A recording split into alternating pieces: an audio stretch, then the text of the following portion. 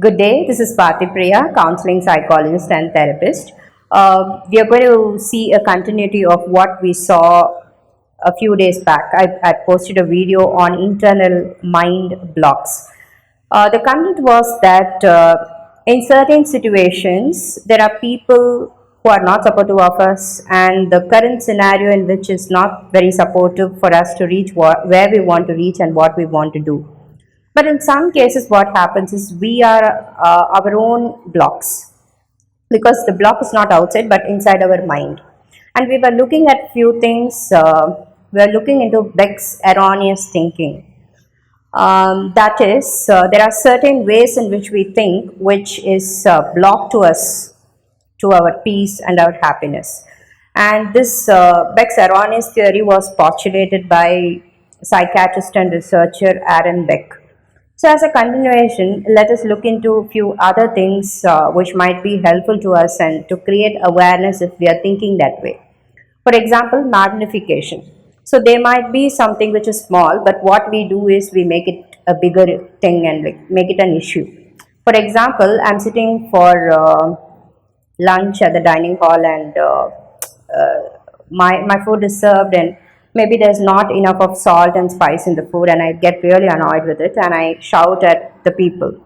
Maybe it is the mother or the wife or the cook, and the other party might also get angry because of it, and they shout back at us, and we get into an argument, and there's a ruckus, and the equilibrium in the dining table is spoiled because of these unnecessary conversations. So what I feel is can be done in this kind of situation is that we ourselves can take in charge of it.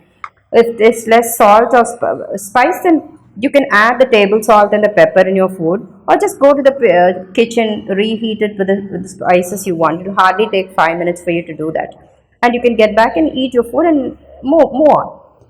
And one more example which I can give for magnification is that maybe your spouse comes late on your birthday and you really get angry about it, and you are very annoyed. You shout at your spouse, and you say that he doesn't love you. He has been doing that plenty of times.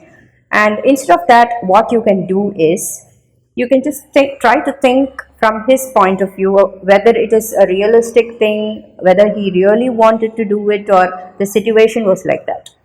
Maybe he didn't do it purposefully, but the situation was like that while he left, when he was packing off from office, maybe they assigned a new task to him, or if he's someone in the medical profession, maybe there was an emergency case which he had to handle, or because of the traffic he was not able to reach home on time. It could be the crossing of a VIP or an accident which had happened. I think we all of us go through this on a day-to-day basis. If these were the reasons, then if you could understand that and be more understanding and communicate to the person, and you can also go to the extent of making a demand by saying that could you please add on taking me out for a movie as a compensation for your absence today. So if your plan was earlier cake cutting, dinner only, now it will be cake cutting, dinner, and you're going for a movie as well. So your spouse also will be happy that she understood the current scenario, and if he really genuinely loves you, he will definitely take an initiative to take you out and fulfill your requirements. Thereby, the quality of the relationship is enhanced and it becomes more beautiful. Personalization is when I take things personally. Maybe somebody just said something generally, normally, but I took it very sensitively, and I'm taking it to myself as though somebody has said something to me, directly to me. For example, myself and my family goes for a party or dinner to my neighbor's house or some family friend's house, and either my mother-in-law or my husband passes a comment saying that so and so cooks very well. So I get offensive, and immediately I say, then do you mean that I don't cook well? Are you trying to say that I'm not cooking as good as the other person? So such things if I say, I think it's not a very healthy way of thinking, because if they say that the person cooks well, it only means that on that particular day, on that particular event, whatever dish the person had made was tasty, and thereby they are appreciating that person for. It doesn't mean it has nothing to do with you as a person. Another example which I can give you is maybe I go late to office and I punch late and I'm getting fined for it. But I should think that not only me, but whoever has come late as a company policy, they would be fined for coming late.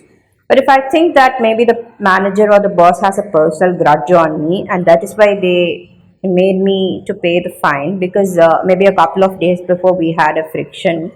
And if I think that way, then what happens is then my relationship with those people is not in a very healthy, positive way, but I can get angry on them. I might have a grudge on them. This in turn affects the overall productivity of myself and my coordination and cooperation in the team. So I think in order to live a very fulfilled life, happy, peaceful, and move forward towards success and what you really want in life, I think if we can just remove away these kind of ironic thinking, I think life would become more uh, like productive and a nice place to live in for all of us. Thank you for watching this video.